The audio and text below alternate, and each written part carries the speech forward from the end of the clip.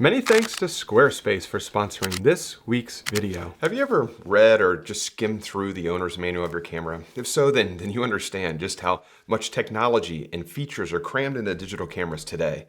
And you also understand how confusing, long, and practically unreadable these manuals can be. And one thing that is always missing pertains to how best to set your camera up for a particular genre of photography. And in this video, I'll show you how I set up a camera for landscape photography, only using and enabling the features that matter the most to me. So this is the Nikon Z8 that I purchased last year. And these are the 16 things I enabled for landscape photography. And pretty much every camera available today has the exact same 16 features that you can enable as well.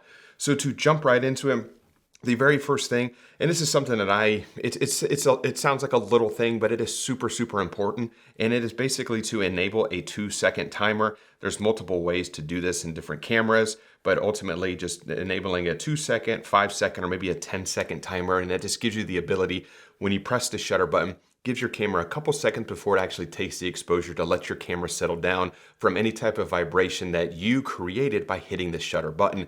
The longer the lens you have, if you have a 70 to 200 or a 100 to 400 millimeter lens, you might want to extend that shutter delay out a little bit further. So instead of using a 2 seconds, maybe a 5-second or maybe even a 10-second delay, just to give your camera a little bit of additional time to settle everything down. The next one, and this is super, super helpful. This will really help with your overall sanity when you're on location. And if you come over here to the menu section, and it's usually somewhere in the setup menu, and it is down here, and it is, let me find it real quick, in the camera sounds. So turning the beeps off, mainly because whenever you use a shutter delay, there's always a beep, beep, beep, beep, beep, beep, beep, beep before it takes the actual exposure. And that will drive yourself and anyone around you absolutely crazy. I do, however, like to leave the actual shutter sound on because I do want to be able to hear when the camera actually takes the exposure, but I do not want to hear all the additional beeps that are associated with most cameras today. So I always turn those beeps off. Now, as far as metering modes are concerned, that is definitely very, very important. So that's usually somewhere in your photo shooting menu. And let me find it on this camera here. I always like to set this to matrix metering. You know, every camera's got a few different options available. You can do highlight weighted metering, spot metering, center weighted metering, matrix metering. Those seem to be the four most common. I always leave it on matrix metering because it's going to basically evaluate the entire scene. So that's where I always leave it at. Picture controls. So that is definitely important as well. Picture controls, I think it's somewhere right here, set picture control. I always leave it on standard. You have auto, standard, neutral, vivid, monochrome, flat monochrome, deep tone monochrome, portrait.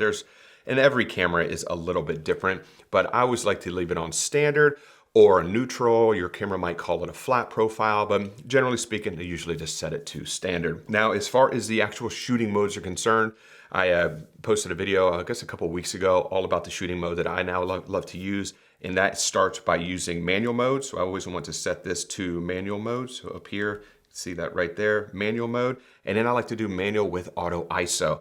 So I'm gonna go over to the menu section and let's go down to ISO sensitivity settings.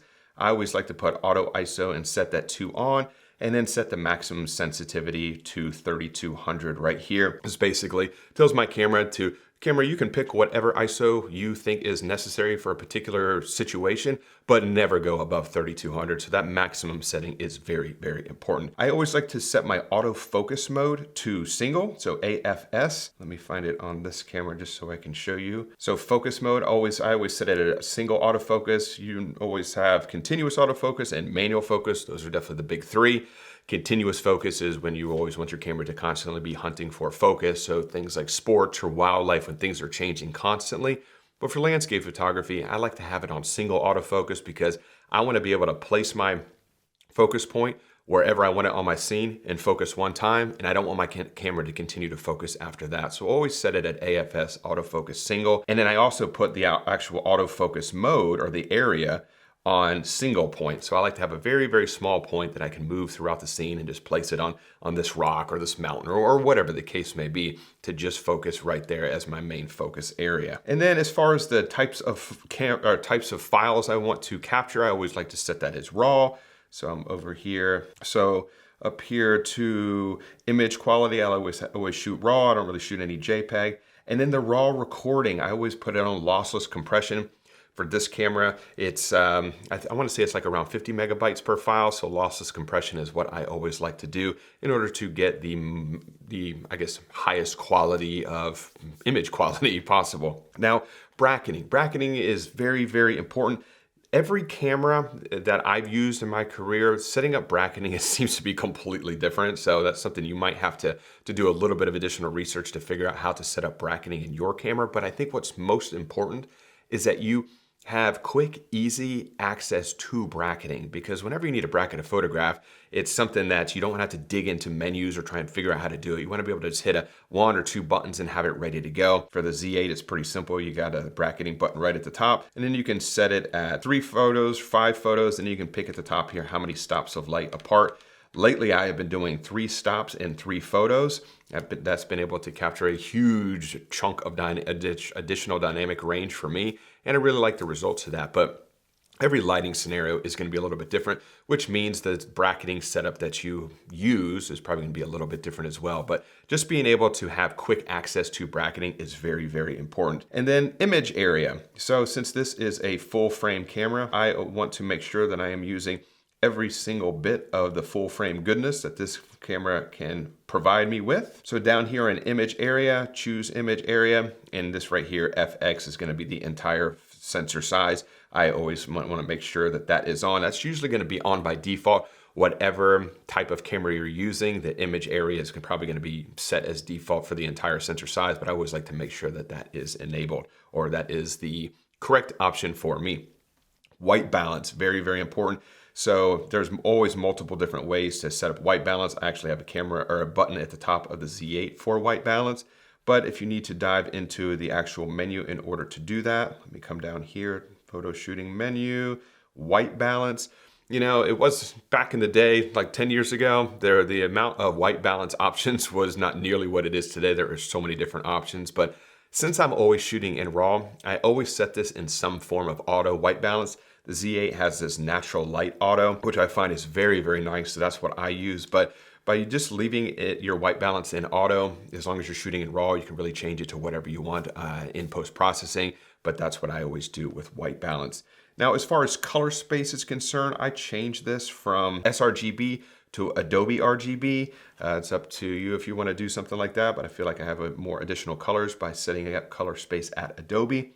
And then back button focusing. So I basically took a button on the back of my camera, this AF on button, and I now have this as the ability to focus right here. So I can actually focus by half pressing the shutter, or I can hit this button in the back right here. So I have 2 different options, but enabling back button focusing on your camera is something that you might want to try out. Once again, every camera is going to be a little bit different on how you set that up, but you basically just want to figure out in your photo shooting menu or in your overall tools or setup of your camera, how you can assign buttons to different functions. And you want to assign one of these buttons on the back to actual focus. And you can also remove focus from the half press of the shutter as well. Totally up to you. I always come over here to long exposure noise reduction, and I always want to set that to off. And then vibration reduction, I always want to set that to off as well. Mainly because I'm almost always shooting on a tripod. Now, if I was hand holding a scene, if I was doing some photographing puffins or whatever, I always make sure I want to turn in-body image stabilization on or vibration reduction on in order to just kind of help that hand holding situation. But most of the time, I'm always on a tripod, so it's really not that big of a deal for me. So those are the 16 things that I always enable on a camera for landscape photography. I did it with the Fuji GFX 100S. And before I did that, I did it on the Fuji X-T5, which I'm filming on right now. And before that, I did it on the Sony A7R II. So every single camera, I always set up the same exact way. But as I use the cameras, I might uncover a new feature, or maybe I'll hear someone that says, oh, hey, maybe try this, and I'll try that. But that seems to be the core foundation, if you will, of how I set up a camera just for landscape photography. So I do hope that information was helpful. So before I do wrap up this week's video, I just want to say a huge thanks to the sponsor of this week's video, which is Squarespace, who I use for all of my website and e-commerce needs. Squarespace provides a robust and beautiful online platform to develop your website. You can showcase your photography using Squarespace's new Blueprint design system to help guide you through the options to building your online presence from the ground up. You can even display your photography using Squarespace's flexible website design templates and customize the layout in order to make it your own. And with Squarespace's online store feature, you'll have access to all the tools you need to start selling your physical goods, digital content, or service products online with ease. So if you're looking to start a new website or upgrade your current website, check out squarespace.com/Mark Denney for a free trial and 10% off your first purchase. So if you have any questions about setting up cameras for a particular genre of photography, please leave those in the comments section below, and I will do my best to get back in touch with you as soon as humanly possible. And if you did enjoy this week's video, if you could, give it a thumbs up, subscribe to the channel if you're not subscribed already, and as always, I really do appreciate you carving out a little bit of time to spend it with me here today, and I will see you all next Wednesday. Bye.